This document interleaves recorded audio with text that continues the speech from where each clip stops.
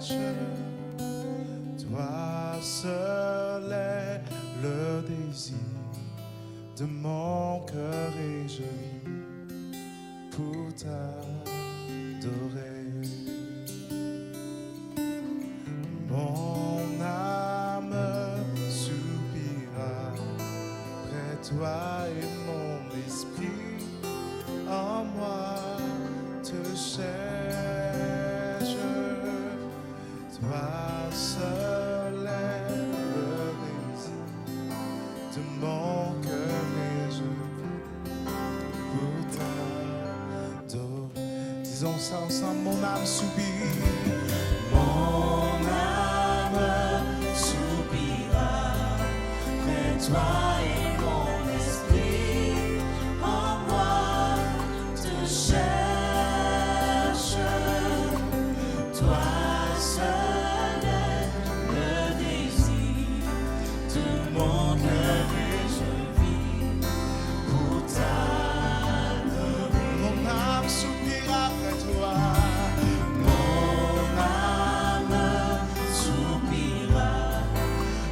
Toi et mon esprit en moi te cherche.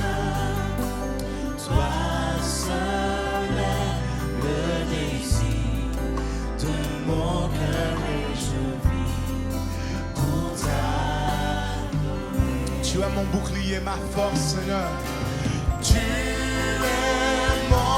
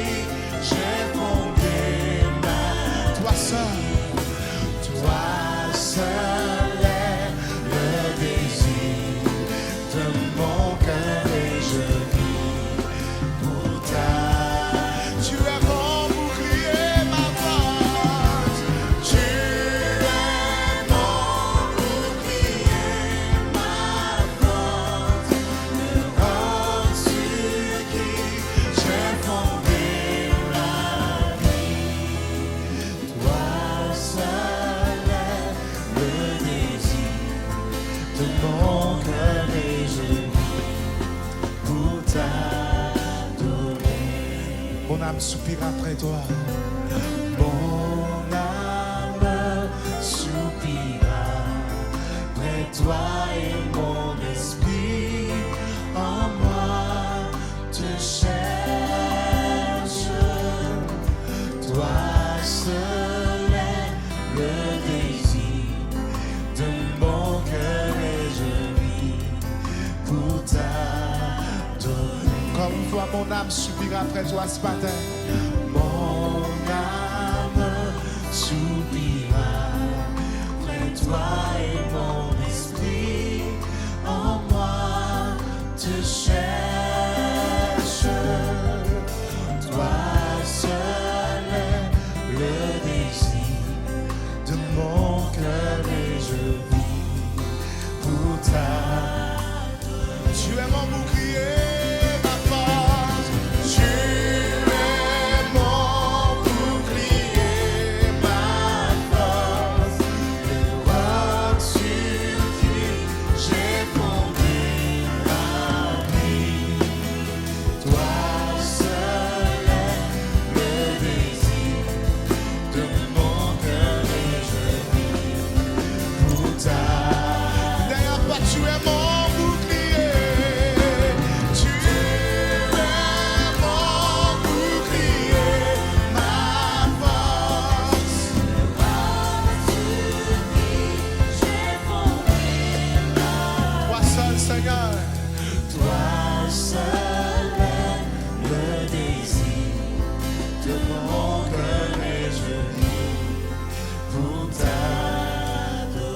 Toi seul est le désir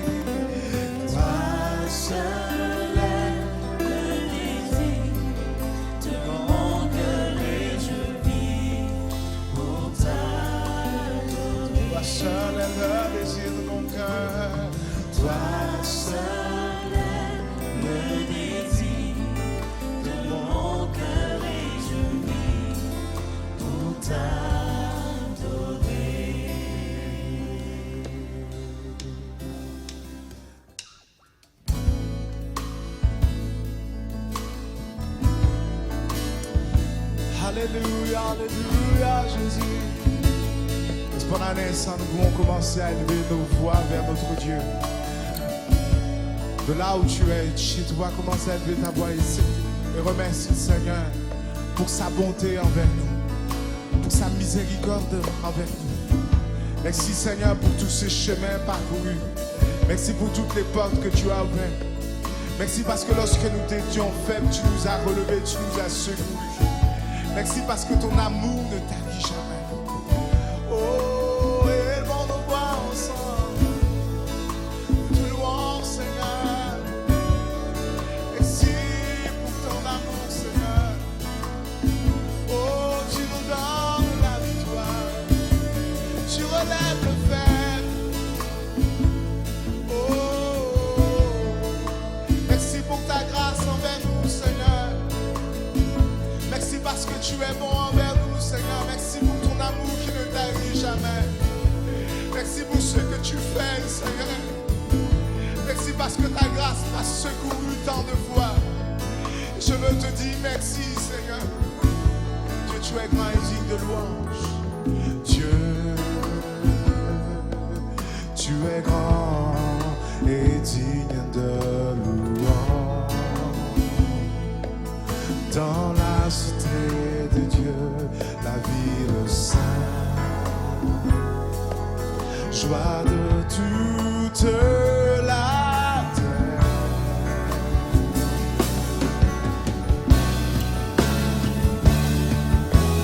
Dieu,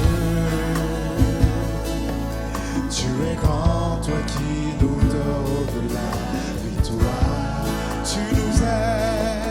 Tu nous aides à vaincre l'ennemi. Nous plions le genou, nous plions le genou.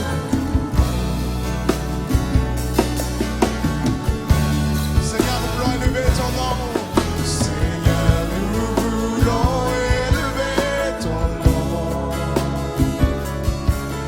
Et nous te disons merci pour ce que tu fais dans nos vies. Seigneur, ton amour ne tarit jamais. Tu es le Dieu d'éternité. Tu es, Seigneur, nous voulons élever ton nom. Seigneur, nous voulons élever ton nom. Et nous te disons merci. Et nous te disons merci. Seigneur, ton amour. Seigneur, ton amour ne tarit jamais. Tu es le Dieu d'éternité. Tu es, Seigneur, nous voulons élever ton nom. Seigneur, nous voulons élever ton nom. Et nous te disons merci. Pour ce que tu fais dans nos vies, Seigneur. Tu es le Dieu d'éternité.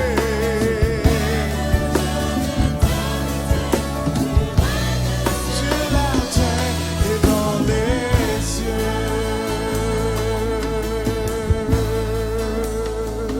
Oh, tu règnes dans les cieux. Dieu, tu es grand et digne de louange. Dieu, tu es grand et digne de louange. Dans la cité de Dieu, la ville sainte, joie de toute la terre, joie de toute la terre. Déclare ça avec force, Dieu, tu es grand, toi qui nous donnes la victoire. Dieu, tu es grand, toi qui nous donnes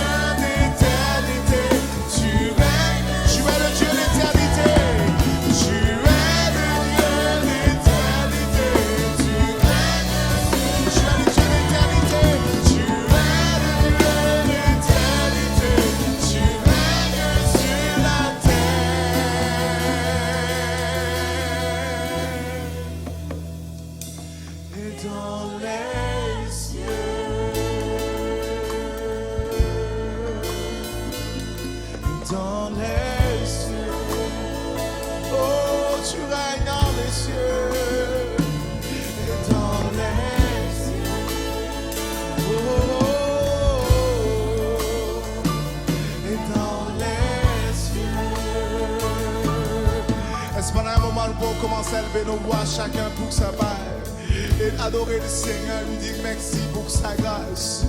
Merci parce que Seigneur, tu m'as secouru. Merci parce que tu as été là, Seigneur, oh Dieu. Merci parce que pour moi tu es un rocher. Merci parce que pour moi tu es un appui. Merci parce que Seigneur, ton amour ne tarit jamais. Merci parce que tu renouvelles une fois ce matin. Merci parce que Seigneur, tu rappelles tes bontés encore à nos cœurs ce matin. Nous voulons te bénir, Seigneur, nous voulons t'élever, Jésus. Oh, sois élevé, Yahweh. Sois élevé dans nos cœurs ce matin. Reçois nos louanges, reçois notre adoration ce matin. Alléluia. Hosanna. Toi le Seigneur.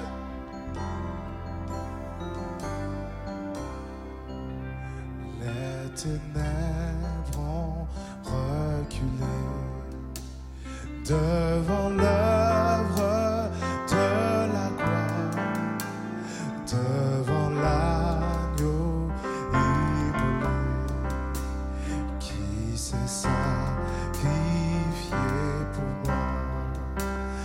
Les ténèbres ont reculé devant l'œuvre de la gloire, devant l'agneau immolé qui s'est sacrifié.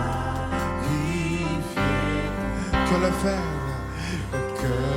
faible dise je suis fort, que le pauvre dise je suis riche, que l'aveugle dise je peux voir ce que Jésus a fait.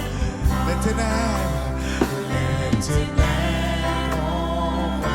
devant l'œuvre de la gloire, devant l'œuvre de la gloire, devant l'agneau immolé qui s'est sacrifié. Que le faible dise, je suis fort, que le pauvre dise je suis riche, que l'aveugle dise je peux voir ce que Jésus a. Déclare ça, les ténèbres ont reculé.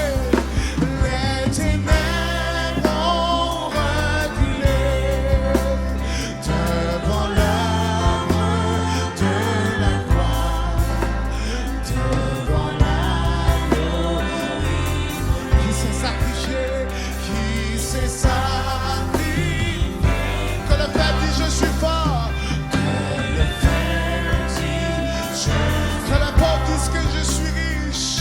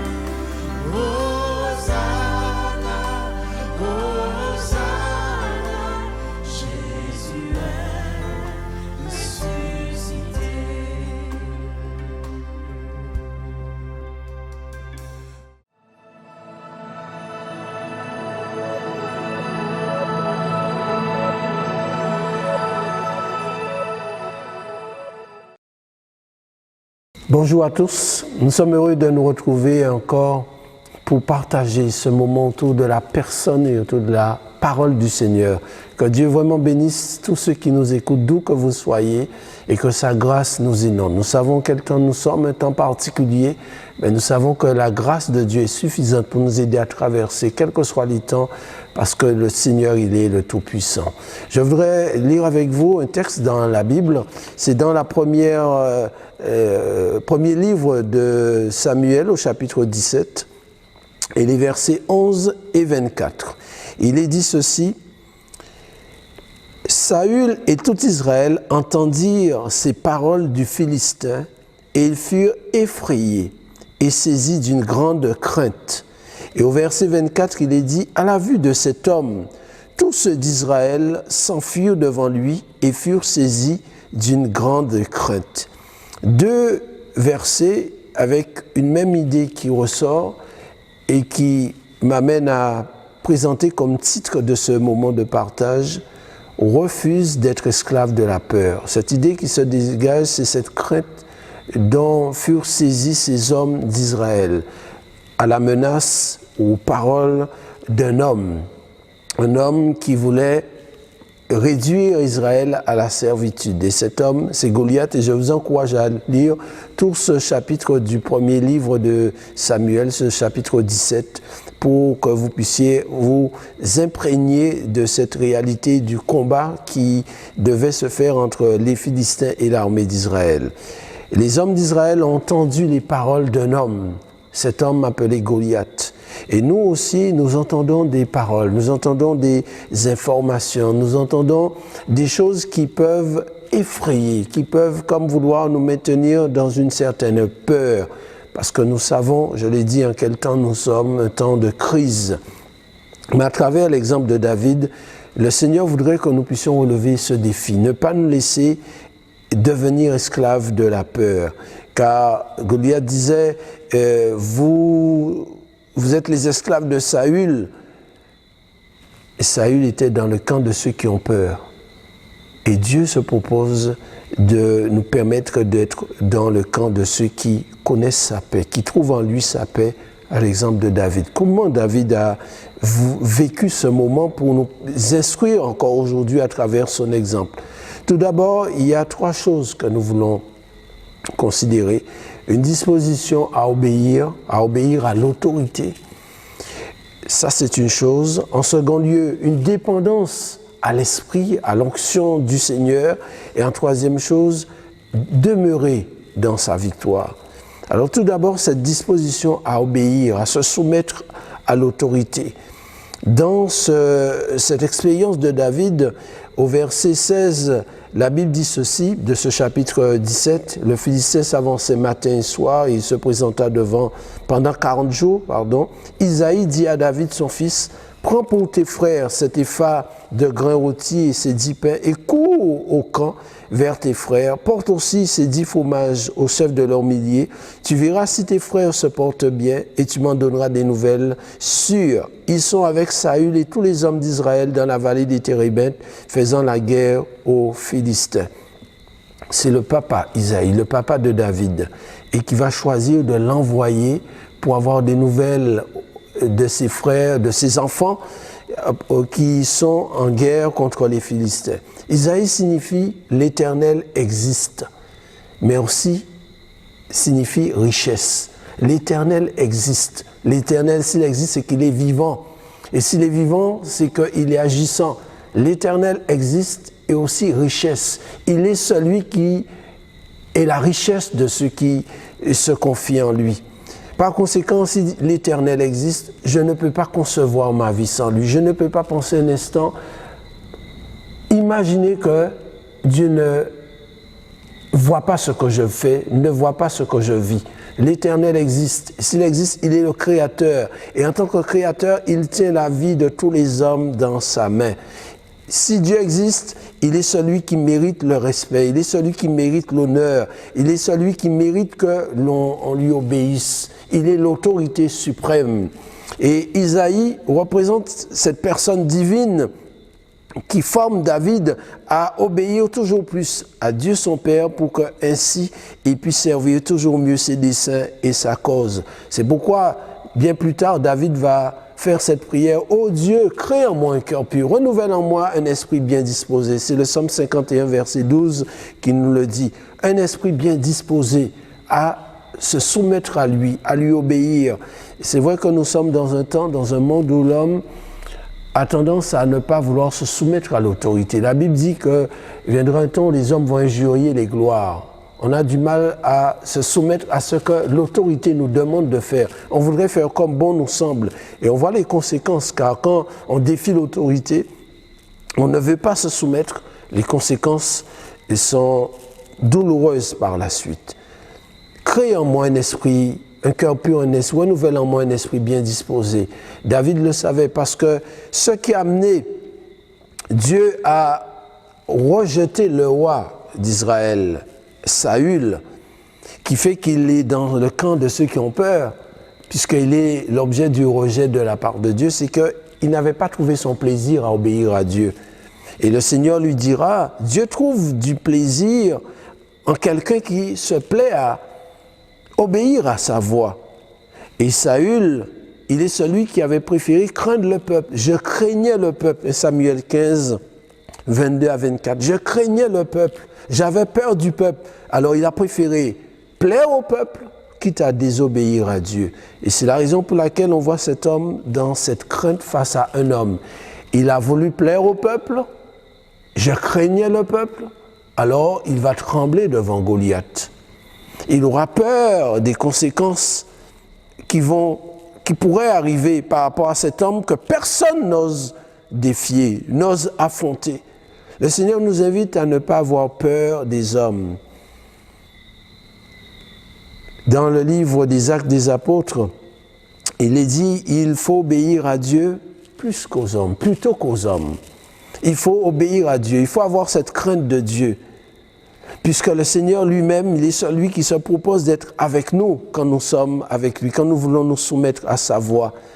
Ésaïe 51, verset 12 disait, « Qui es-tu pour avoir peur de l'homme mortel? Qui es-tu pour avoir peur? Qui es-tu pour craindre l'homme mortel? Et tu oublierais l'Éternel. » Souvenez-vous de ce que je disais, Isaïe signifie « l'Éternel existe ». Par conséquent, on ne doit pas l'oublier. On ne doit pas oublier qu'il est le premier, qu'il sera aussi le dernier, qu'il est le maître souverain. Qui es-tu pour avoir peur de l'homme mortel? Lorsqu'on a peur des hommes, on finit par oublier Dieu. Et la conséquence, comme je l'ai dit concernant Saul, il a désobéi. La désobéissance est une révolte qui amène le rejet et même le retrait du Saint-Esprit. On comprend pourquoi David disait « Crée en moi un cœur pur, un cœur sanctifié par ta grâce et un esprit bien disposé à me soumettre à toi, quels que soient les prix à payer, quelles que soient les conséquences. » Parce qu'avec Dieu, lorsque nous obéissons, cela produit, cela comme récompense, la vie. Ma seule crainte doit être la crainte de déplaire à Dieu. Qui es-tu pour avoir peur de l'homme mortel? La crainte des hommes tend un piège à la vie, dit Proverbe 29, verset 25. Nous sommes invités à ne pas avoir peur des hommes parce qu'ils sont mortels. Goliath, c'était un homme qui avait pris naissance et un homme qui allait mourir un jour. Tandis que le Dieu créateur, il est éternel. Qui es-tu pour avoir peur de l'homme, de ses paroles, de ses menaces? La Bible nous invite aussi à ne même pas craindre la souffrance. Dans le livre de l'Apocalypse, au chapitre 2, verset 10, le Seigneur dit « Ne crains pas ce que tu vas souffrir, car les souffrances, aussi douloureuses soient-elles, ne sont que pour un temps. Viendra un jour où les souffrances ne seront plus. » C'est à cela que nous voulons regarder, c'est ce que nous voulons considérer. Ne crains pas ce que tu vas souffrir. Et celui qui le dit lui-même, il a été homme de douleur, habitué à la souffrance. Il a souffert plus que tous. Mais il est celui qui vient encore à nous dire, ne crains pas ce que tu vas souffrir. Parce qu'il est celui qui peut abréger la souffrance, il est celui qui peut nous donner la guérison face à la souffrance. Nous sommes invités à ne pas craindre la peste, la contagion, la maladie. Dans le psaume 91, verset 5, il est dit « Tu ne craindras ni la peste, ni la contagion, qu'un 1000 tombe à ton côté, 10 000 à ta droite. Tu ne craindras parce que l'Éternel, il est celui qui peut guérir toute maladie et toute infirmité, qui peut réduire à néant la puissance de toute peste et de toute contagion. C'est lui qui nous dit « Tu ne craindras ». C'est une invitation à être sensible à ce que Dieu veut. Et même, la Bible dit, c'est David qui le chantera dans un psaume, le psaume 23, verset 4, « Quand je marche dans la vallée de l'ombre de la mort, je ne crains aucun mal. » Même la mort. Nous sommes invités à ne pas craindre la mort, parce que la mort a été vaincue. Je marche dans la vallée de l'ombre, je ne crains pas. Dans la vallée de l'ombre, lorsqu'on appartient à Dieu, eh bien, la mort, c'est un passage. C'est même un instrument qui nous permet de rentrer dans la présence éternelle de Dieu. Je ne crains pas. Parce que j'ai la présence, tu es avec moi, j'ai la présence de la vie, de celui qui est la vie avec moi. Par conséquent, la mort n'est plus redoutable quand la présence de celui qui est éternel. L'éternel existe, il est avec moi, alors la mort bientôt disparaîtra, car la mort aussi a été vaincue. La Bible dit la mort a été engloutie dans la victoire. Donc un jour, la mort ne sera plus. Viendra un jour, la mort ne sera plus. Donc je ne peux pas me permettre d'avoir peur de choses qui vont disparaître. Et ces choses sont là aujourd'hui, mais un jour, je ne sais pas quand, mais ces choses disparaîtront. Et cela se comprend, Goliath aussi, puisque cela typifie pour nous tout ce qui pourrait être l'objet de crainte. Il est là, mais bientôt il ne sera plus. Il paraît aujourd'hui, mais bientôt il ne sera plus là. C'est pourquoi nous sommes invités à avoir dans nos cœurs cette disposition à obéir. Quand David, son père, lui dit « Cours, va vers tes frères », il ne se met pas à murmurer. Il va dire « Mais pourquoi c'est toujours moi? Est-ce qu'on ne peut pas envoyer quelqu'un d'autre? J'ai mes affaires à faire. » Son père l'appelle et lui dit « Vas-y, cours ». Et la Bible dit dans 1 Samuel 17, verset 20, David se leva de bon matin. C'est-à-dire, il s'est disposé à faire ce que son papa lui demandait. Pourtant, le papa ne l'envoyait pas en croisière, le papa ne l'envoyait pas sur une plage, le papa ne l'envoyait pas dans un midi-minuit. Il l'envoyait dans une vallée, là où il y a la guerre. Il dit, bah, moi j'ai peur. Non, il y avait sans doute quand même une certaine excitation de la part de David. Il a obéi. Il s'est soumis à l'autorité. Et la première autorité auquel l'homme est confronté, c'est l'autorité parentale. Cela nous apprend pour que demain, nous apprenons à respecter les autres autorités et par cela même l'autorité suprême, l'autorité divine. Celui dont nous devons le respect suprême, Dieu, la personne bénie que nous voulons honorer en tout lieu, en toutes circonstances. David a obéi. Il était sur un bon chemin. Le papa l'appelle, ce n'est pas lui qui, de sa propre initiative, a voulu partir, mais c'est le papa qui lui a demandé. Et quand nous sommes sur une voie d'obéissance, le Seigneur nous approuve, marche avec nous. L'obéissance est un principe du royaume de Dieu. La soumission, la révolte, la désobéissance est un principe du royaume des ténèbres. C'est pourquoi nous sommes invités à nous laisser faire. Parce que David n'avait rien demandé, aujourd'hui il est là, le papa l'appelle. Nous ne comprenons pas tout, mais Dieu peut se servir des situations pour nous former et nous préparer pour quelque chose de meilleur, pourvu que nous puissions laisser formater par lui, parce qu'il est le Dieu qui connaît toutes choses. Ce dont nous avons besoin, c'est d'être dans les conditions qui nous permettent d'être avec nous. Quand David se présente sur ce lieu, il va obéir à son père. Il entendra des choses, il entendra ce que l'ennemi fait, ce que l'ennemi disait, à la démarche de l'ennemi, ce qu'il disait. Et ce dont il avait besoin, c'est que la grâce de Dieu soit avec lui. Voyez-vous, Saül et tous les hommes d'Israël entendaient le Philistin et ils furent saisis d'une grande crainte. La peur paralyse, la peur rend inactif. Ils ne faisaient rien. Personne n'osait s'avancer. Quand l'ennemi s'avançait, ils avaient tendance à vouloir même fuir. Et c'est ce que veut faire la peur. Lorsqu'on a peur, on ne veut même plus sortir de chez soi. On ne veut même plus aller par-ci. On ne veut même pas venir là où le Seigneur est célébré. Parce qu'on entend des paroles, on entend des choses, alors on est craintif. Mais voilà, le Seigneur est venu et il vient encore pour briser la puissance de la peur. Saül et tout Israël entendirent les paroles. À la vue de cet homme, tous ceux d'Israël s'enfuirent devant lui et furent saisis d'une grande crainte. Nous sommes ce jour-là, dans celui-là, le 41e jour, et la puissance de la crainte ne faiblit pas. Goliath s'est présenté le premier jour, il a tenu un discours, et les hommes d'Israël, avec le roi, ont eu peur. Il l'a fait matin et soir. Le deuxième jour, il s'avance, matin et soir, il dit la même chose. Et il y a le même résultat, le même effet. Les hommes d'Israël ont peur. Le troisième, quatrième, 30e, un mois est passé, il fait la même chose. Il s'avance le matin, il s'avance le soir. Et il tient les mêmes discours. Et ce qui est étonnant, c'est que la puissance de la crainte ne faiblit pas. Et pourtant, il n'a pas changé de discours. On sait ce qu'il va dire. Mais on a dit, chaque fois qu'il le dit, c'est comme si c'était la première fois. Alors, cela a un impact dans la vie de ces hommes. Et ils sont toujours aussi craintifs. Parce que la lecture que j'ai faite au verset 10 et au verset 11, ils furent effrayés, saisis d'une grande crainte. Au verset 24, à la vue de cet homme, nous sommes le 41e jour. Ils entendent et ils voient. Et la même crainte.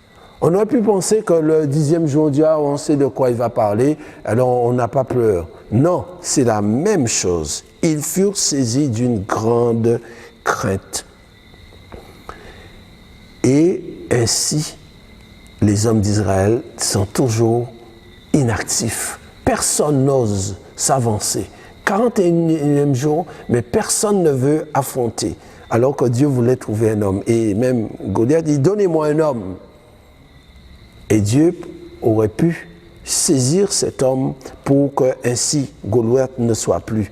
David va chanter dans le psaume 34, verset 5, « L'Éternel m'a délivré de toutes mes frayeurs. » De toutes mes frayeurs. Nous en avons un. Il existe des frayeurs dans ce monde. Mais il dit, l'Éternel qui est vivant, l'Éternel qui existe m'a délivré de toutes mes frayeurs.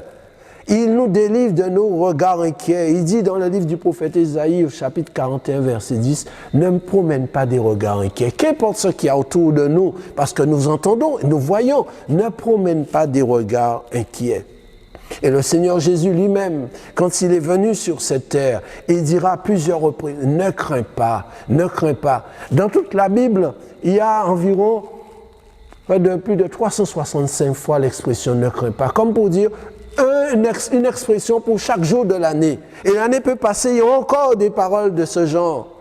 Pour dire à chaque jour, il y a une grâce de Dieu pour nous aider à ne pas nous laisser ébranler par la crainte, par la peur, parce que ce n'est pas ce que Dieu veut pour nous.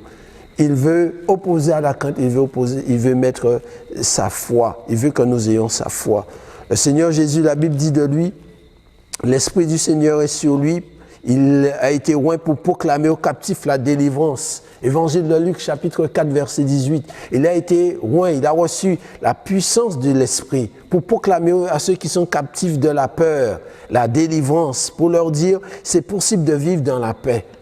Et voyez-vous, Dieu donne son Esprit à ceux qui lui obéissent, à ceux qui se soumettent à son autorité, à ceux qui le craignent, qui sont sensibles à sa voix. Il donne son Esprit. Quand nous sommes disposés à lui obéir, alors il nous apprend à être dépendants. Et c'est là la deuxième chose. Dépendants de son esprit, dépendants de son onction. David avait reçu l'onction, la présence de l'esprit. Dans 1 Samuel 16, verset 12, il est dit, Isaïe l'envoya chercher. Or il était blond avec de beaux yeux, une belle figure. L'Éternel dit à Samuel, lève-toi, oins-le, car c'est lui. Samuel prit la conduite, l'éloignit au milieu de ses frères.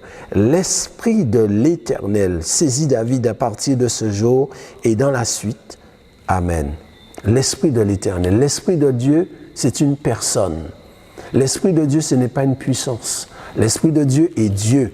C'est une personne qui communique force, qui communique puissance, qui communique grâce, qui communique sagesse, qui communique discernement, qui communique foi. L'Esprit de Dieu, c'est une personne. David est venu, il n'était même pas convié au sacrifice. On l'avait laissé s'occuper des moutons parce qu'il n'était pas apte à aller à la guerre, donc on n'avait pas jugé bon, lorsque le prophète Samuel est venu visiter la famille d'Isaïe, de le présenter au prophète. Non, laissez-le avec le mouton. Et il y a ses frères qui sont plus costauds, qui sont plus aptes à être des guerriers. Et même le prophète Samuel, quand il a vu le grand frère Eliab, il a dit certainement c'est lui que Dieu a choisi pour être roi. Et Dieu lui a dit non, ne regarde pas son apparence. L'homme regarde à ceux qui frappent les yeux, mais l'Éternel regarde au cœur. Wow. Dieu l'a dit au prophète Samuel pour montrer que Samuel est un homme de la même nature que nous. Nous pouvons nous tromper dans nos raisonnements. Ne prends pas garde à son apparence. Sans doute il était bien costaud. Et on imaginait que le roi d'Israël, c'est un gars bien costaud qui est capable de faire impression. Dieu dit non, je ne regarde pas ce que l'homme considère. C'est pourquoi que nul ne se considère pas comme indigne ou comme pas assez beau pour servir la cause et les intérêts du Seigneur. Le Seigneur choisit qui il veut, comme il veut, pour que son nom seul soit toujours glorifié, pour que l'homme n'en ait aucune gloire. Il dit non, pas lui. Et voyez-vous, il est parlé de David, on l'envoie chercher. Et peut-être comme il n'était pas apte à aller à la guerre, on ne lui a peut-être pas demandé d'aller se laver, d'aller mettre sa cravate, etc. Bon, allez, envoyez-le chercher, et il vient comme il est, peut-être qu'il a l'odeur des moutons, et même peut-être ses frères, comme ils n'ont pas été loin. Alors on voit David qui vient à son tour, et comme pour se moquer, bon, avec son odeur, on essaie de se cacher le nez, on sait, allez, on va vite passer. Et voilà que Samuel le voit. Mais quand Samuel le voit, la Bible dit, il était blond avec de beaux yeux, une belle figure. Ne pensons pas qu'en disant cela, ça représentait un aspect séducteur de David. Et justement, avec un tel aspect, on disait, mais c'était pas quelqu'un comme ça qu'on va emmener à la guerre. Parce que les hommes de guerre, c'est des gars bien pétris par la vie. Il était blond comme un petit gringalet. Et si Samuel a été impressionné quand Eliab s'est présenté, on imagine que quand David vient, il n'a pas dit « Ah, c'est lui !» En le regardant, et puis il dit « Mais attends, c'est pourquoi il est dit, Dieu dit à Samuel, lève-toi, ouvre-le, car c'est lui. » Point. Il est dit Samuel, il n'est pas dit « Et Samuel », il est dit Samuel, comme pour dire « Bon, est-ce qu'on est sûr que… » Mais voyez-vous, la Bible dit c'est Dieu lui-même qui a choisi, qui a trouvé David, qui a vu David. Et il n'a pas vu seulement l'apparence extérieure, il a vu le cœur de David. J'ai trouvé David homme selon mon cœur. Il n'était peut-être pas apte à aller à la guerre, mais il était agréable à Dieu. Il avait un cœur qui plaisait à Dieu. Et on l'a dit, en premier lieu, il avait ce cœur disposé à obéir. Quand le papa le prend, et il dit, va me prendre des nouvelles de tes frères, il ne boude pas. Il est disposé à obéir. Il se soumet à l'autorité. Il se préparait à se soumettre à l'autorité divine. C'est pourquoi Dieu dit « homme selon mon cœur », parce que la personne selon le cœur de Dieu, c'est la personne qui veut obéir à Dieu, qui a du respect pour Dieu. Quand Dieu lui dit ceci, il ne va pas contester. Quand Dieu lui lance la parole, il ne va pas mettre la parole sous ses pieds. C'est un homme selon le cœur, qui aime ce que Dieu aime, qui rejette ce que Dieu rejette.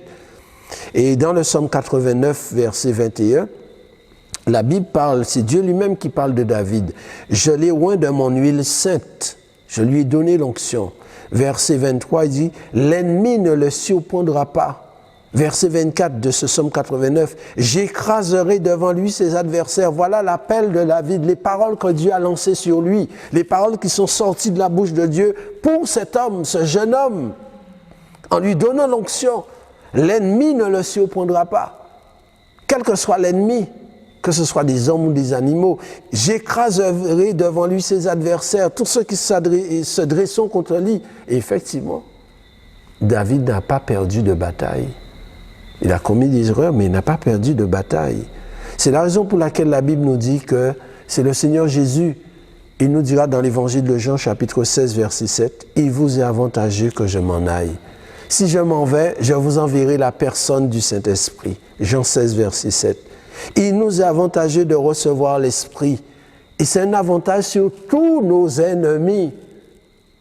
L'esprit, c'est une personne. Et c'est dans ces temps que nous vivons, il est bon d'être avec l'esprit, de ne pas être loin de la personne de l'esprit, de réclamer la grâce et la présence de l'esprit, d'être rempli de l'esprit, d'avoir l'esprit avec soi. Ce temps mauvais que nous vivons, plus que jamais, nous interpelle et surtout nous donne de désirer vivre une communion intime et personnelle avec l'esprit. La Bible dit que dans les derniers jours, il y aura des temps difficiles. Mais la parole dit aussi, dans les derniers jours, je répondrai de mon esprit. Comme pour dire le remède de Dieu, la réponse de Dieu à ce temps difficile, c'est la personne de son esprit. Il vous est avantageux. David, tout en étant jeune homme, ado, il avait reçu l'esprit. Nous prions et nous vous invitons à prier pour que les uns et les autres, grands ou petits, soient visités par l'esprit. On n'est pas trop petit pour être baptisé de l'esprit. Nous croyons au baptême de l'esprit. Ce n'est pas une invention de l'homme, c'est le Seigneur lui-même qui baptise de l'esprit. Et plaise à Dieu que Dieu répande son esprit sur nos enfants. David, tout ado, a reçu l'esprit. L'esprit de l'Éternel a saisi David quand Samuel l'a oint, dans ce jour-là et dans la suite, jusqu'à la fin de sa vie.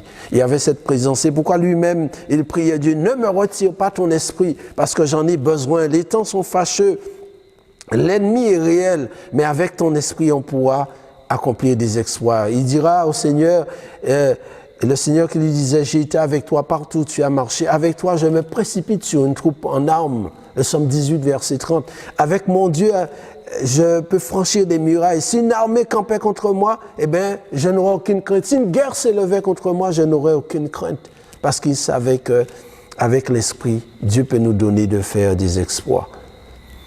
David avait un très grand avantage sur Goliath. Goliath était un homme grand de taille.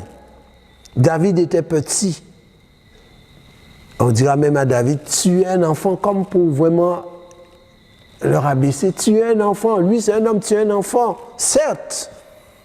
Mais voyez-vous, Dieu utilise des choses faibles pour confondre les fortes. La Bible dit dans 1 Jean 4,4, vous petits enfants, vous êtes de Dieu, et bénis soient tous ceux qui sont de Dieu.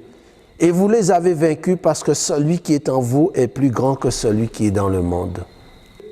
Ça, c'est une chose. On choisit de lui appartenir. On choisit d'être son enfant. On ne devient pas, on n'est pas né enfant de Dieu, on le devient par une expérience de repentance et de conversion à la personne de Jésus-Christ, se détournant de ses péchés et choisissant de marcher à la suite du Sauveur. Vous êtes de Dieu, vous les avez vaincus parce que celui qui est en vous est plus grand que celui qui est dans le monde. Et il est plus grand que le monde. Il est plus grand que tout l'univers. Et celui qui est plus grand que le monde et tout ce qui est dans ce monde, c'est la personne du Saint-Esprit. Personne bénie que nous adorons. David a entendu et vu les mêmes choses que tout Israël. Pendant 41 jours, Saül et toute l'armée d'Israël entendent les mêmes choses. David vient ce 41e jour, il entend ce que cet homme a dit depuis 41 jours. Parce qu'il n'a pas changé de discours. Et plaise à Dieu que nous apprenions à supporter, à plus forte raison, la parole. Parce que voyez-vous, Goliath, un homme incirconcis, un païen, dirons-nous, il vient avec ses mêmes discours injurieux. Et il ne change pas de discours. Il ne dit pas que bon, il a dit ça hier, il va dire autre chose. Le même discours, matin et soir. Et nous sommes invités à supporter la parole. La parole est vérité, la parole est vie, la parole donne la victoire. Supportez la parole. L'apôtre Paul disait, je ne me lasse pas de vous dire les mêmes choses. À plus forte raison, la parole de Dieu qui est puissante et qui peut sauver notre âme. David a entendu et vu les mêmes choses, mais cela aura un autre effet sur lui. Dans le psaume 92, verset 11, David disait ceci, « Je suis arrosé avec une huile fraîche. » L'onction du Saint-Esprit. Mon œil se plaît, mon oreille se plaît à entendre les propos de mes méchants adversaires. Ce n'est pas dire que les paroles des méchants sont de belles paroles, mais cela veut dire que cela ne va pas l'ébranler. Cela ne va pas me déstabiliser, cela ne va pas me détruire, parce qu'il dit avant, je suis arrosé avec une huile fraîche. C'est-à-dire, il y a une présence avec moi, une présence en moi, au-dessus de tout ce que je peux voir et entendre, qui me donne à espérer mieux que tout ce que le monde peut me proposer.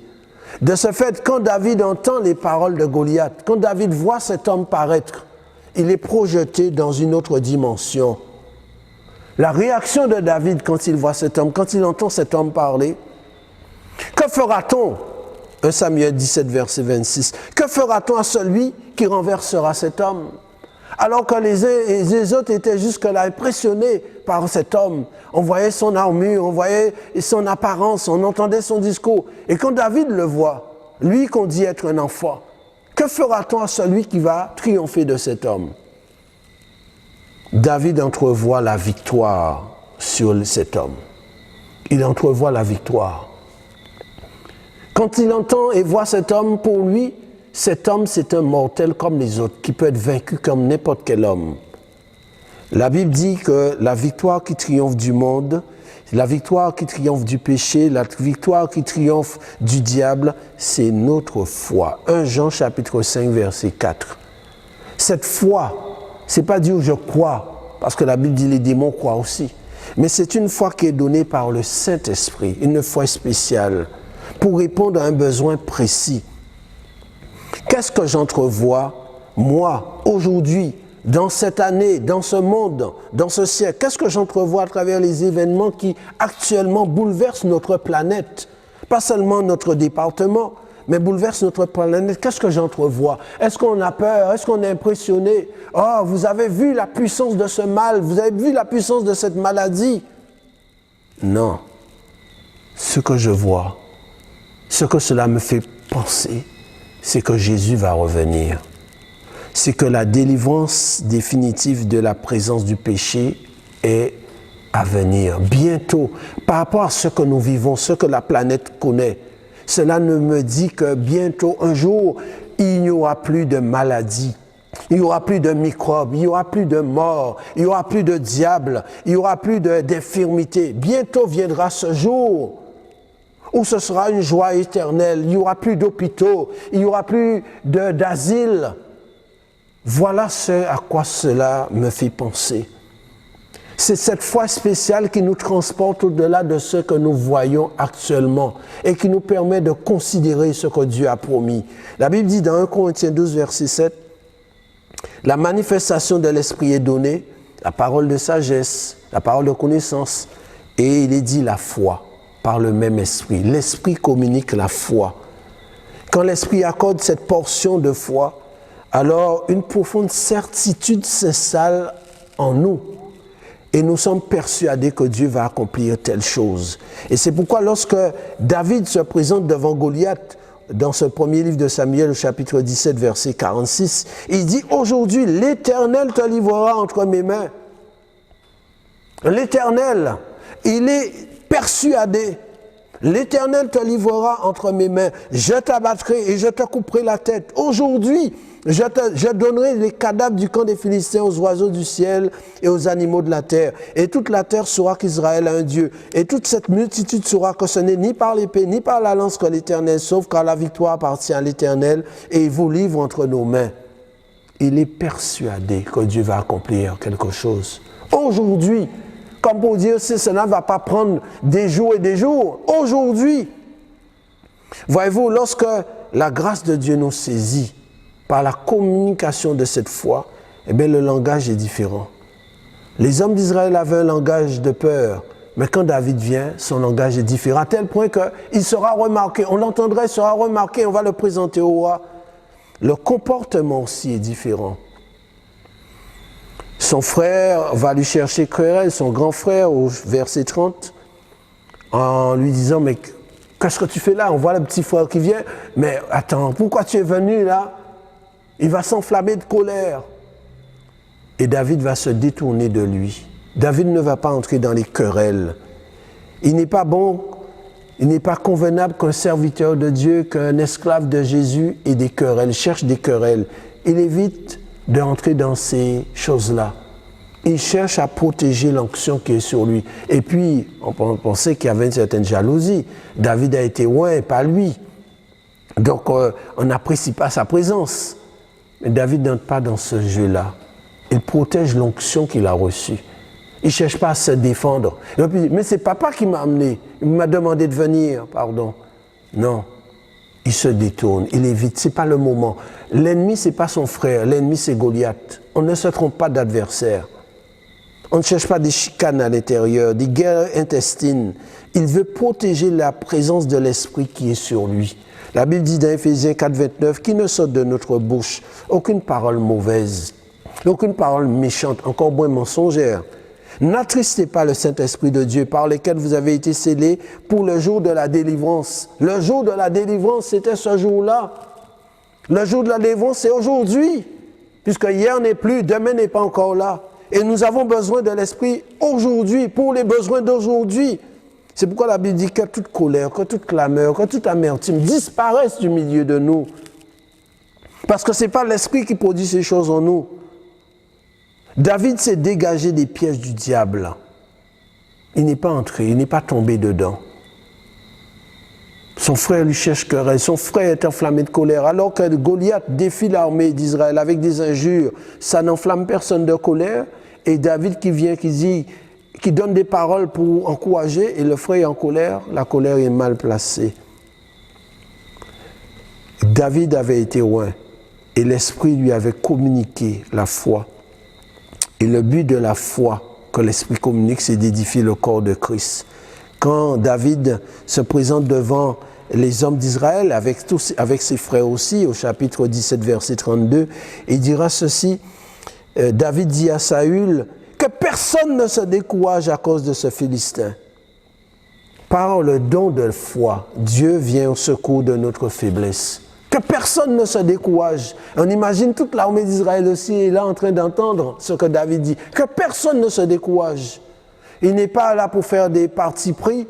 Il ne dit pas que ceux qui me supportent ne se découragent. Que personne ne se décourage. Voyez-vous, il y a un cœur de miséricorde. Quel que soit ce qu'on pense de lui, quel que soit ce qu'on lui a dit, mais personne, n'exclut personne. Que personne ne se décourage. On est là pour édifier le corps de Christ.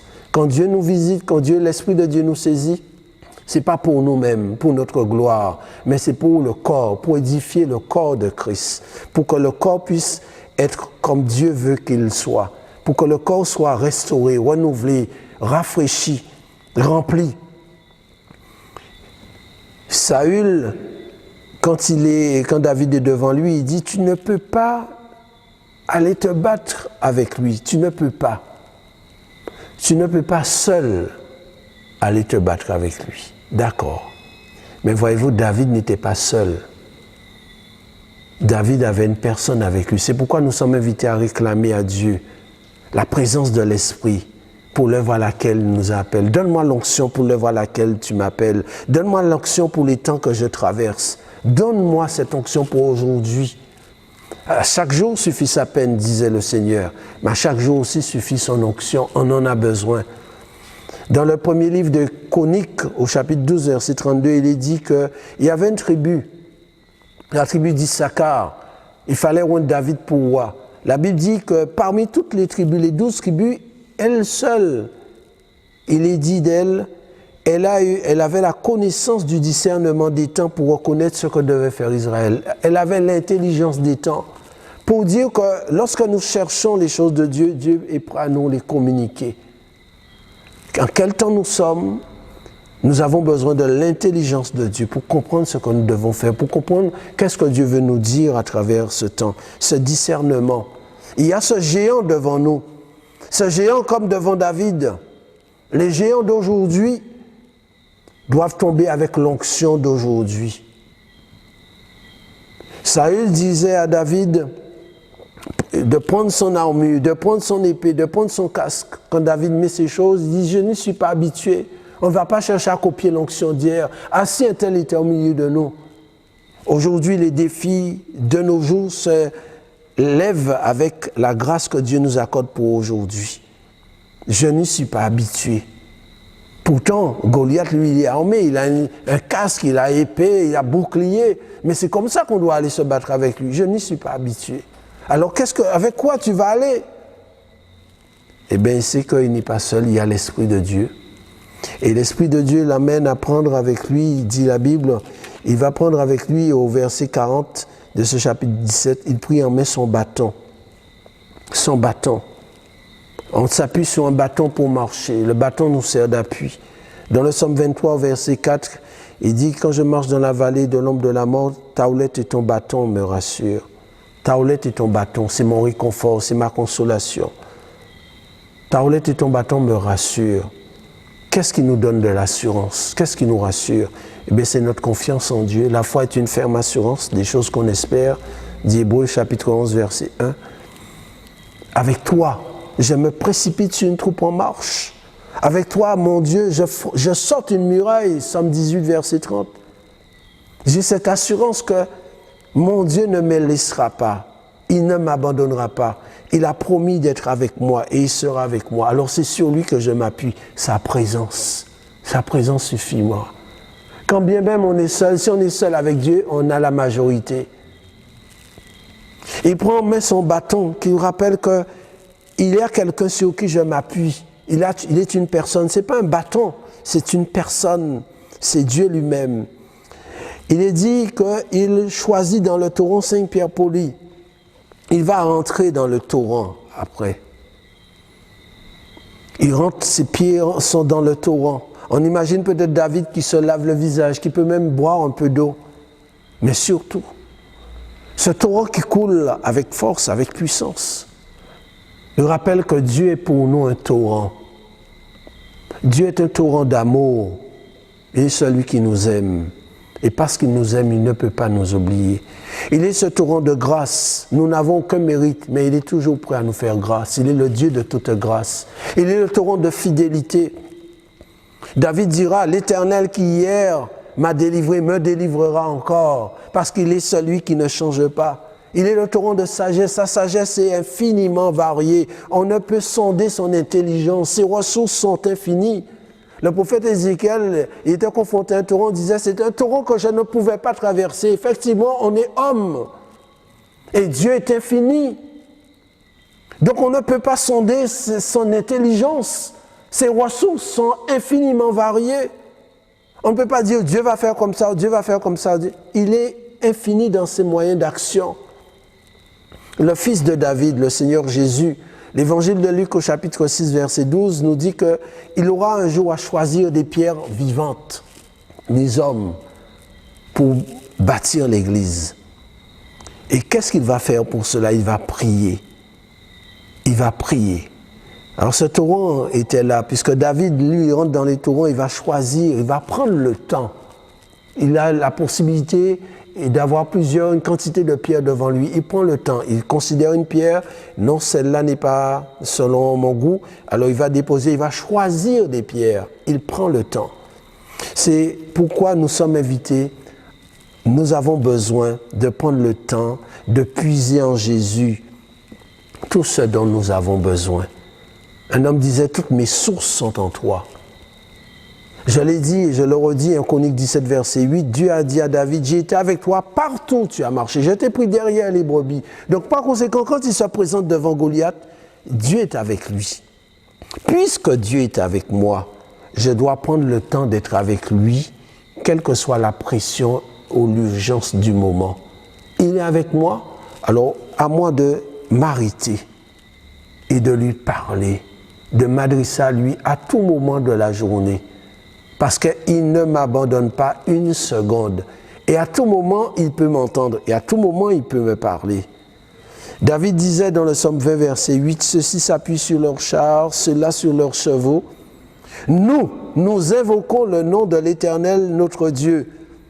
Eux, ils plient et ils tombent. Nous tenons ferme et restons debout. » C'est dire que lui-même, il a su se l'appliquer. Nous invoquons, Seigneur, tu es Dieu. C'est sur toi que je m'appuie. C'est en toi que je me confie. C'est vers toi que mes yeux se tournent. Nous tenons ferme et restons debout. Et c'est ce qui arrivera. L'ennemi va plier, il va tomber, mais lui va rester debout. Lorsque nous prenons le temps d'être avec Dieu, alors Dieu nous communique sa paix. Dieu nous communique sa force. Dieu nous communique sa grâce et nous assure que sa bonne main. Puisque je l'ai dit, il y avait un appel sur la vie de David. Dieu avait dit, j'écraserai devant lui ses adversaires. Donc il avait besoin que Dieu lui renouvelle la certitude qu'il est avec lui. Et c'est pourquoi il prendra aussi, puis, dit le verset 40, puis sa fronde à la main, il s'avança contre le Philistin. Sa fronde. Un Philistin qui est armé, je dirais jusqu'aux dents, avec épée, lance, avec bouclier, avec cuirasse. Et lui, il va avec une fronde. Mais c'est une arme bien dérisoire, une fronde.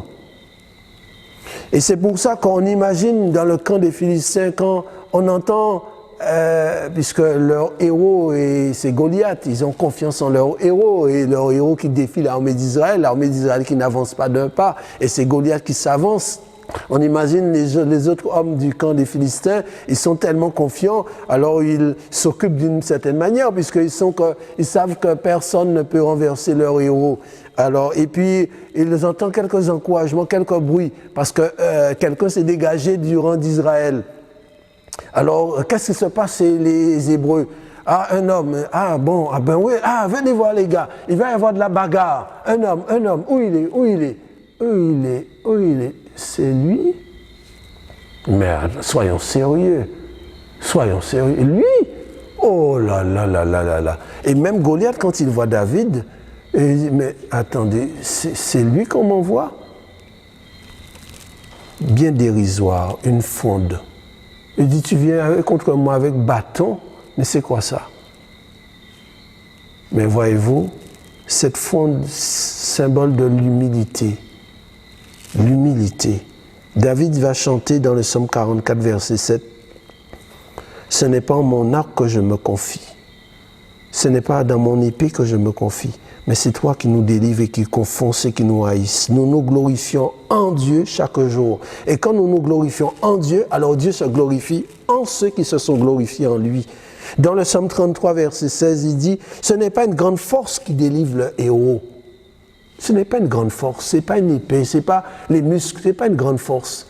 Qu'est-ce qui délivre? C'est la présence du Dieu. Voici la présence de Dieu. L'œil de l'Éternel est sur ceux qui le craignent, qui marchent dans ses voies, et il leur assure la victoire. David qui vient avec une fronde, cela nous rappelle le fils de David, le Seigneur Jésus, qui est apparu.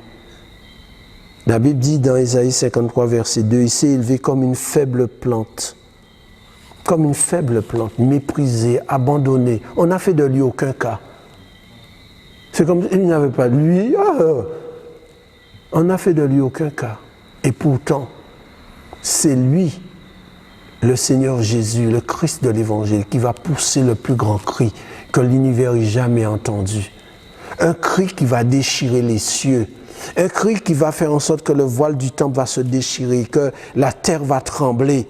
C'est lui qui va pousser ce plus grand cri de triomphe, à tel point que le centenier, quand le Seigneur Jésus meurt, dira assurément cet homme est le Fils de Dieu. Ce qui veut dire, il est Dieu lui-même. Pourtant, il est venu sans apparence. L'humilité, la Bible dit que l'humilité précède la gloire. L'humilité précède la victoire. David vient avec cette fronde. On sait très bien que ce n'est pas la fronde qui va donner la victoire, c'est la main de Dieu. Et avec une fronde, David aura la victoire. Le texte va le dire, que verset 50, ainsi avec une fronde et une pierre, David fut plus fort que le Philistin. Une fronde et une pierre. Mais voyez-vous, avec une fronde et une pierre, il va lancer la pierre là où cet homme Goliath n'était pas protégé. Il fallait une direction précise, il fallait aussi une main puissante pour que cette pierre s'enfonce dans le crâne de cet homme et brise son cerveau pour qu'en un instant il puisse tomber. Ce n'est pas une épée qui lui a enfoncé dans le cœur ou dans le corps, mais une pierre qui est allée directement au cerveau. Et si le cerveau est détruit, alors rien ne tient. On peut être aussi costaud, on peut mesurer une telle hauteur, tout cela s'écroule en un instant. Une pierre, une petite pierre. Tout comme cette pierre qui, un jour, a frappé la statue que Nebuchadnezzar avait vue en vision et qui va ébranler le monde. Cette petite pierre, le Seigneur Jésus. Et qui, à cause de sa victoire, nous invite en troisième lieu à demeurer dans sa victoire. C'est pas notre victoire. David l'avait dit, la victoire appartient à l'Éternel. Nous sommes rendus vainqueurs parce que le Seigneur Jésus a vaincu pour nous. La Bible dit, grâce soit rendue à Dieu qui nous fait toujours triompher en Christ. C'est à cause de Christ que nous sommes vainqueurs aujourd'hui. C'est Dieu qui a combattu. Il avait dit, j'écraserai les ennemis de David. Et la main de Dieu a terrassé l'ennemi. La Bible dit en effet que le Seigneur est un puissant guerrier, un vaillant guerrier. Il est puissant dans les combats. Exode 15, verset 3. David en allant, et ce qui est formidable, David en allant affronter Goliath, il prend les pierres qu'il avait choisies, il les avait mis dans sa gibecière et dans sa poche. Et il va se mettre à courir. Mais avec les pierres dans sa poche et dans sa gibecière, il devient plus lourd. Mais il court. Si on veut courir, on va s'alléger. On voit les gens, les athlètes qui courent, ils ont des vêtements, ils n'ont même pas de vêtements amples. Ça les colle au corps pour essayer d'aller plus vite. À bien plus forte raison, on ne va pas mettre des choses dans sa poche. Mais voyez-vous, lorsqu'on a l'appui qui est le Seigneur, la Bible dit dans Ésaïe 40, verset 31, « Ceux qui se confient en l'Éternel renouvellent leur force. Ils prennent leur vol comme les aigles. Ils courent et ne se lassent point. » Ils courent et ne se lassent point, mais quel que soit le poids sur eux, il est important que David court. Parce que quand l'ennemi se lève, on ne doit pas rester couché. Quand l'ennemi se met en marche, on doit courir. C'est-à-dire qu'on doit faire mieux que l'ennemi, on doit faire plus que l'ennemi. Qu'est-ce qui nous permet d'avoir un avantage sur l'ennemi? C'est la personne du Saint-Esprit. 3 fois, il est parlé de David comme étant celui qui a couru. Son père lui a dit « cours ». Après cela, quand il entend le Philistin, il va courir devant lui. Et après encore, il va courir pour le mettre à mort, pour lui enlever son épée. 3 fois, il courut. Verset 22, verset 48, verset 51. David, c'est celui qui recevra 3 fois l'onction. Au milieu de ses frères, au milieu de Juda, au milieu d'Israël. L'onction, c'est le débordement divin de l'Esprit de Dieu dans la vie du disciple de Jésus. Ce disciple consacré au Seigneur d'une manière sincère, d'une manière loyale, d'une manière quotidienne et continuelle. L'onction, c'est le débordement. David le chantait dans le psaume 23, verset 5. « Tu induis ma tête et ma coupe déborde. » Le but de l'onction, c'est d'impacter la vie des autres. Quand on déborde, eh bien, les autres peuvent en profiter. Impacter la vie des autres. Et avec cette onction sur lui, David va réduire à néant l'ennemi. Il est dit dans 1 Samuel 17, verset 51, les Philistins, voyant que leur héros était mort, prirent la fuite. Leur héros était mort. Dans les temps que nous vivons, il est bon, il vaut mieux avoir un héros qui gagne. Un héros qui gagne toujours. Leur héros était mort. Et voyez-vous, on peut être passionné d'eux. Et c'est même, puisque leur héros est mort, on dirait que c'était une idole, puisqu'il est mort. On a des idoles, on supporte pour. Mais qu'est-ce qu'on voit parfois que les idoles nous déçoivent. Les idoles nous laissent dans l'amertume. On est déçus parce que nos idoles ont perdu. Leur héros est tombé. Nous comptons sur lui et voilà qu'il est mort. Alors, puisque le héros est mort, il n'y a plus d'espérance. On ne voit plus l'avenir comme on avait espéré. On est obligé de tourner le dos. On est désespéré. Les Philistins, voyant que leur héros était mort, ils prirent la fuite. Ils tournèrent leur dos. Ils ont quitté le champ de bataille. C'est pourquoi la Bible nous parle de Dieu, puisque Isaïe signifie l'Éternel existe, Dieu comme étant le héros vivant et qui sauve. Sophonie disait au chapitre 3, verset 17 de son livre, « L'Éternel, ton Dieu, est au milieu de toi comme un héros qui sauve. L'Éternel est un vaillant héros qui est toujours vivant. » Il est un vaillant des héros. Et c'est vrai, le héros des Philistins, Goliath, qui signifie exilé, a été terrassé. David est devenu le héros du peuple d'Israël.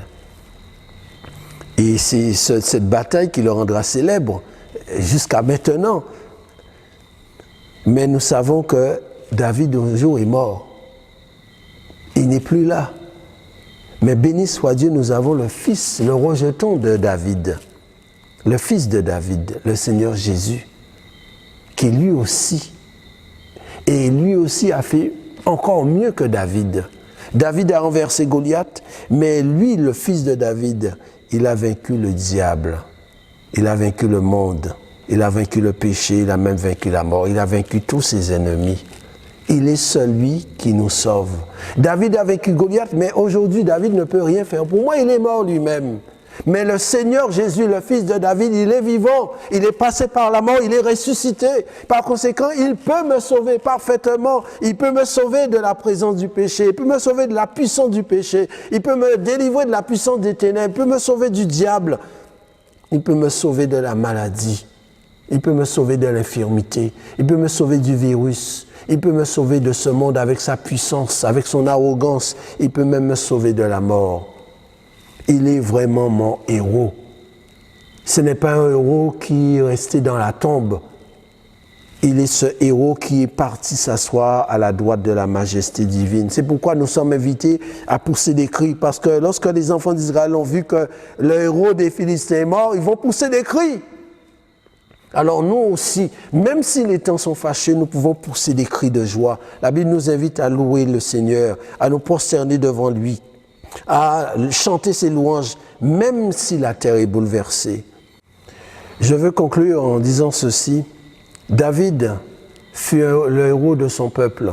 Son nom signifie bien-aimé, son nom signifie chéri.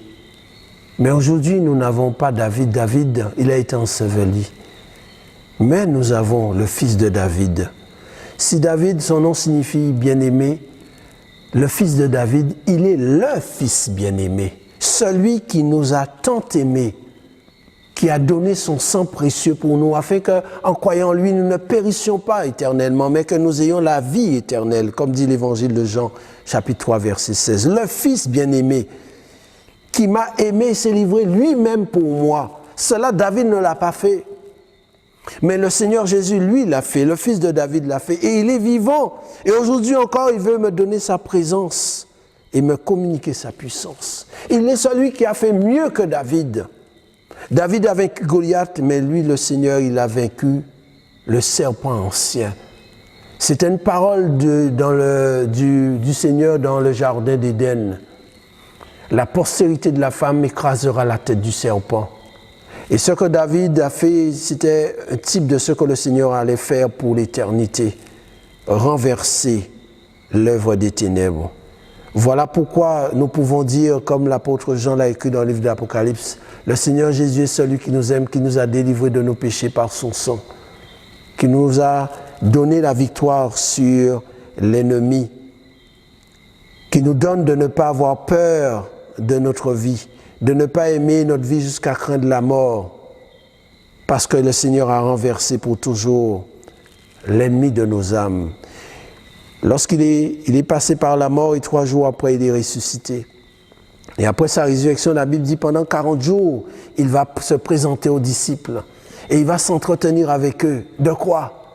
Non pas d'Internet, non pas de match de football, non pas de cyclisme, non pas de compétition, mais il va parler du royaume de Dieu, ce royaume à venir, ce royaume où il n'y aura plus ni mort, il n'y aura plus ni mort, il n'y aura plus ni maladie, il n'y aura plus ni misère. Ce royaume éternel où il y aura la félicité, où les anges seront là avec nous pour adorer le roi des cieux, pour que nous puissions exalter, profiter des œuvres, des noces de l'agneau, le royaume de Dieu. C'est ce qu'il est venu nous annoncer, pour que les circonstances de cette vie ne nous ébranlent pas, mais que nous ayons une entière confiance en lui.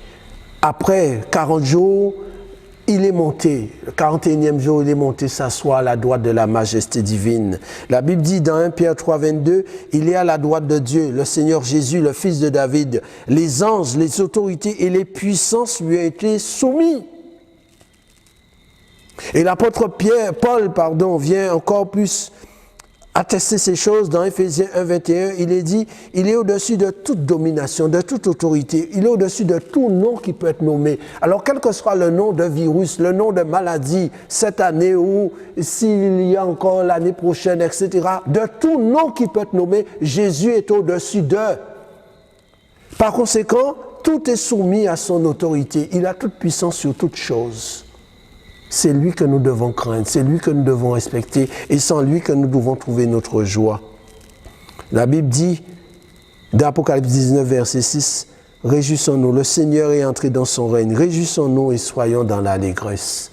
Ne laissons pas la peur nous envahir, mais laissons sa paix et sa joie inonder nos cœurs. Parce qu'avec Dieu, il n'y a aucune situation qu'il ne peut pas changer. C'est pourquoi aujourd'hui, c'est encore un jour nouveau, un jour de victoire, un jour de grâce, un jour de faveur, où nous pouvons profiter du meilleur. Parce que le meilleur, c'est une personne. Le meilleur, il est devant nous. Il n'est pas derrière nous, il est devant nous. Et le meilleur, c'est Jésus. Voilà pourquoi nous vous invitons à vous tourner vers lui. Car lorsqu'on se tourne vers lui, on est rayonnant de joie. Il n'est pas une source trompeuse. Il ne vous décevra pas. Il est le héros qui sauve. Que Dieu vous aide à trouver en lui le secours dont vous avez besoin et que toute la gloire lui revienne à cause de sa fidélité. Amen. Je voudrais prier un instant. Seigneur Jésus, je te remercie pour ta parole. Ta parole est la vérité, ta parole est la vie et donne la victoire. Merci pour qui tu es aujourd'hui. Je te prie, bénis ces personnes qui nous entendent, qui nous écoutent. Je prie afin que dans ta grâce, tu manifestes encore une fois ta miséricorde. Tu sauves encore, tu convaincs de péché. Tu attires des hommes, des femmes, des enfants à toi. Par la puissance de ton esprit, tu brises la puissance de maladie. Tu es celui qui peut guérir toute maladie et toute infirmité. Tu peux guérir jusqu'aux maux extrêmes. Alors si de maladie, quelqu'un qui entend est souffrant, alors plaise à toi par ton esprit de toucher cette personne et que la gloire t'en revienne. Parce que ta parole dit que ta renommée s'est accrue par l'accomplissement de tes promesses, mais aussi de tes prodiges, de tes guérisons, de tes miracles. Tu accomplis encore des œuvres miraculeuses. Guéris encore par ton esprit. Et surtout, sauve des âmes. Nous te le demandons. Et nous bénissons ceux qui nous ont écoutés. Sois remercié, Père, Fils, Saint-Esprit, à cause de qui tu es. Amen. Soyez bénis au nom de Jésus. Amen. Les réunions reprendront le dimanche 6 septembre à l'Assemblée de Dieu de Zamia à partir de 9h précises. Pour y participer, les membres ainsi que les amis qui nous visitent habituellement devront s'inscrire préalablement en appelant au 06 90 74 16 54. Les mardis, mercredis et jeudis uniquement entre 9h et 12h. Merci de votre compréhension et à bientôt.